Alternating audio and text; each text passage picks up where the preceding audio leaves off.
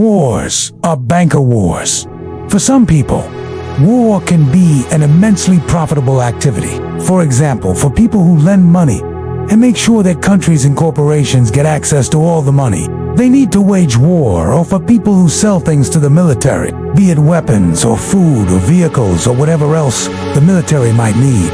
All wars are banker wars because there is money to be made by those who know how to access it. And politicians are natural advocates for military growth and spending. After all, it's not like they're going to go to jail for it, so they don't have much to lose by pushing for more military spending and larger budgets.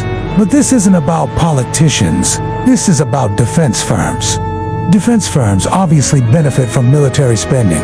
The more money the government has to spend on defense, the more money they make. And we already know that defense firms lobby politicians to get more money for the military. But one of the ways that they push for more spending and larger contracts is to hire people directly from the field. Now, this is just about getting people with military experience so that the firm can capitalize on their knowledge. It's also about cultivating relationships and making sure that when these people leave the military, they end up in positions where they can advocate for the firm. Basically, it's about creating a pipeline of potential advocates inside government, which means that having people from the field work for them isn't just about getting people with useful skills and connections, but also about cultivating relationships and making sure that when these people leave the military, they end up in positions where they can advocate for the firm. A perfect example of this is Lockheed Martin's hiring of O.J. In 2018, Ozzie Gillen retired from the Air Force after serving over 30 years. During his career, he worked in a variety of positions related to buying and maintaining the Air Force's weapon systems.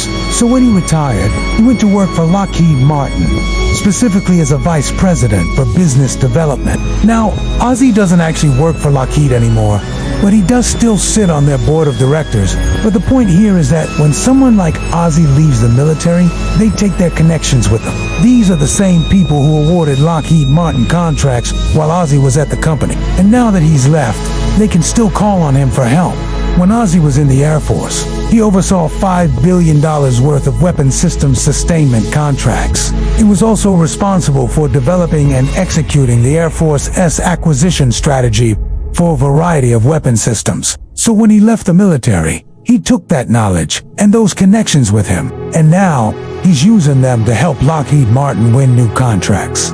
Lockheed Martin isn't the only company doing this. Of course, it's a common practice across all industries, but it's particularly prevalent in the defense industry. This is partly because of the unique nature of the defense industry. Defense firms rely heavily on government contracts, and those contracts are often awarded by the same people who these companies hire after they leave the military. So there is a clear incentive for defense firms to hire people from the field. This also creates a bit of a conflict of interest. When a defense firm hires someone from the military, that person has a unique perspective and knowledge that they can use to benefit the company. However, they also have a responsibility to act in the best interests of the government, and sometimes those two interests are not aligned. For example, if a defense firm is trying to win a contract that the government doesn't really need, but it would be very profitable for the company, a person from the field might be in a position to influence that decision, and they might be tempted to do so in order to benefit their new employer. Now, I'm not saying that everyone from the field would be willing to do that, but the fact is that it as possible creates a conflict of interest that needs to be carefully managed. One way to manage this conflict of interest is through regulation. There are already some regulations in place to prevent people from the field from working for defense firms. However, these regulations vary from country to country, and they're not always enforced. In the United States, for example, there is a 1-year waiting period between when a person leaves the military and when they can start working for a defense firm. However, that waiting period can be waived if the person's position does not require them to have security clearance, and it's not clear how well the waiting period is enforced. So this practice of defense firms hiring people from the field is a bit of a gray area, and that's a big part of why it's so common.